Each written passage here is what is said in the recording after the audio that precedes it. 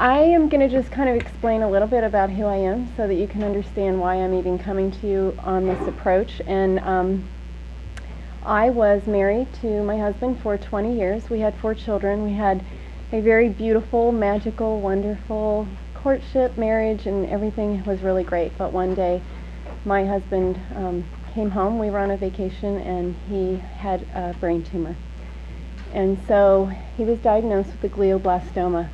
And at that time, we had 60 stores. My husband owned the Domino's Pizza store, partnered with the man who owned the Domino's Pizza stores in this area. And I knew that I had to think about the company and think about the future, because the future for us was very, there were no survival rates. We were told there were no survival rates. So even though you hope and you pray and you hope for those miracles, the fact of the matter was I had to step in and take over this company to save a lot of people's jobs and my husband's legacy that he built from 2 stores to the 60 that we had. So he really developed these stores with his partner. So at that time when I stepped in, I was a stay-at-home mom. Before I had children, I was in the fashion industry, worked with the Marriott Corporation for a while, and I grew up in the restaurant business. So I had some background, a little bit I guess you could say, but as you can well imagine, it was a very big undertaking. I knew it was the right thing to do, but when I came into the company, in my mind, I'm thinking, I want to provide jobs. I want to, you know, it was a great job because everywhere I go with pizza in my hand, kids are happy. I think you guys are happy. You know, it really is the perfect job. And I really was, in my heart, I was still allowing people to have the American dream. I have managers that work for me that some of them have gone to law school. Some of them have been accountants, some of them, but they still have come in and managed stores for me, and then they can go and franchise. So it's still kind of the American dream, but I am considered a small business, even though you may look at it as it's quite a large business. I still am from that smaller town feel of where I go into each store and I connect with those people. So these people I know very well. So when I then had to take on all of this extra kind of life, I realized all the ways that the government was coming in and really making it hard to run a business. And I won't even go into the obvious of Obamacare and all those things that you can well imagine, but when these added costs come in, like menu labeling and things like that, it really creates a lot of hard things. And one of the things it directly affects are the managers in my store, because they make a profit off of what they make in their store. So when you have to put these boards up that really you don't need, and I mean, just think to yourself, how many times have you walked into a Domino's Pizza store, because I know that's the only ones you're walking into, and how many times have you gone and sat and looked at a board and thought, oh, I wonder what I'm going to order today? I don't think anyone has. So I've known what kind of pizza I like since I've been about 12 years old, and I order almost the same thing. And I mix it up a little just because I have to try them all, but I still go back to the one I like. And my business is run primarily on, right now I'm 60 to 70% internet. So people can go online and they can look at the nutritional values because it's all broken up there. In our world today, and with Domino's, it's kind of hard to believe this, but there are 34 million different ways to make a Domino's pizza. Now, I can't put that on a board, and when people say what they think should be on the board, the unfortunate part is right now they're making it that it has to be the calorie count for the whole pizza. Well, if somebody walked in there and saw they were going to eat 1,800 calories when it's really not that, it's who eats a whole pizza. I mean, somebody may. And it's per slice, and so that's one of the problems. A lot of the other problems are some of my mom and pop shops across the street, they don't have to do what I do. So I have to put this money in, even though it's to my managers and affecting their bottom dollar. My competitor doesn't have to do that. And you know, there's just a boatload of complications. But one of the things, kind of getting back to my life, is I am so busy. I have 4 children. I'm raising 4 children. I'm in my community. I'm working very hard at running this company. I have changes I have to make. I have sadness. This week, a manager of mine was driving in the morning to work out before he went to work, and he was killed in a car accident. I'm dealing with his family and the loss of their family. I've had people shot in my stores. I've had a murder. I've had many, many things that are real issues that I have to deal with on a day-to-day basis to keep this company going. To think that I have to deal with these things on the side and continually have to be putting more money into things that are really of no importance and of no value to the consumer, and really not anything that they're wanting, looking at, using. It's just kind of senseless to me, and a lot of expense where it doesn't need to be.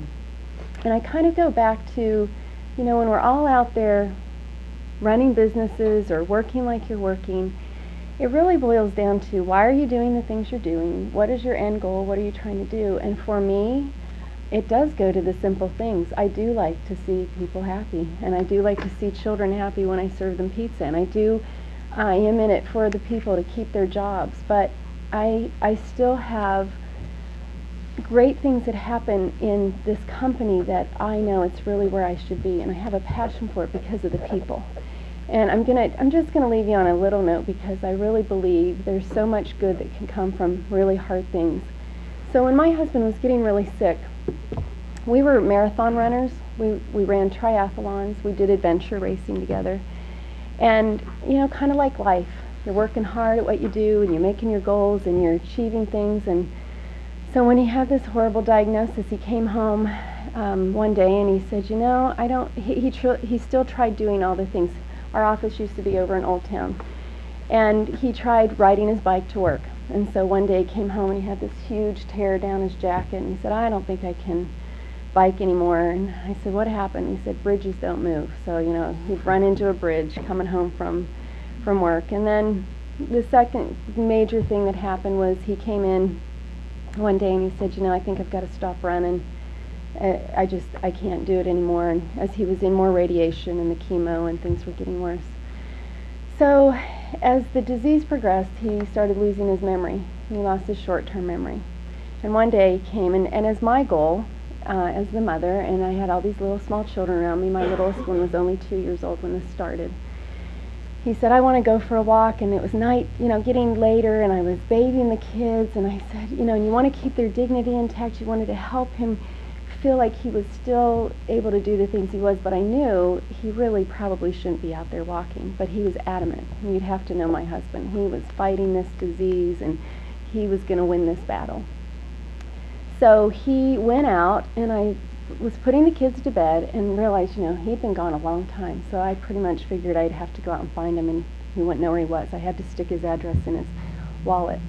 Well, he walked in, and, as he progressed through this, I kept saying, it's okay if he can't run. That's fine. It's okay if you can't bike.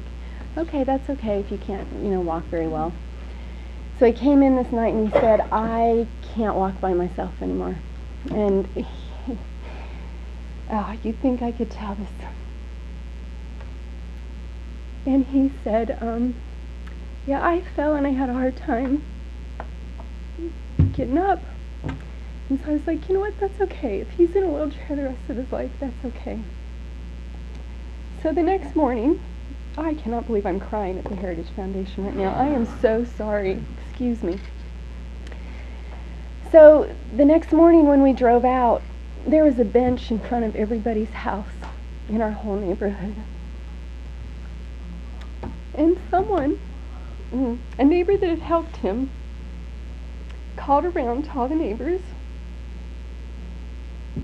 and said, we got to help David get to the end of the street to get his kids to the school bus. So why I tell you that story,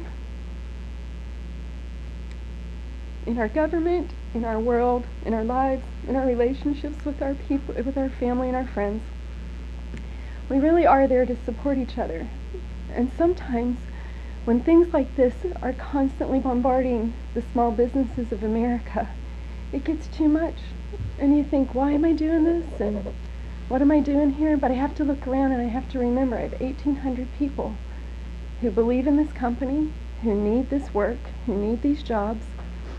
And this is a small thing maybe that people could think of, well, $5,000 for a menuing board or whatever. But it's the added on regulations. It's the added things that are constantly being thrown at us. And as a small business person that wants to keep going, it is really, really hard to do that. But I love that story because I know that a room like this can change things. I know in your life when you leave today, I hope that something from this moment you can think of, because we're all benches and we all in life We're there to help each other and support each other. And then sometimes you're the bench to be where somebody sits and rests. And you come and you can bare your soul and be there and know that you've got the support, or you're supporting someone else. So on a government big level, you know, how much can we make a difference? We can. But on an individual level, going into the holidays, whatever or wherever you are in your life, I just want to leave you the message that everybody can make a difference. And you can make a difference with what you say and how you act. And I know it may not seem like this story goes inside with this story, but it actually does. And if the government could maybe not be so involved, it would make it a lot easier for small businesses to run and to really keep providing the American dream to the people out there. Thank you.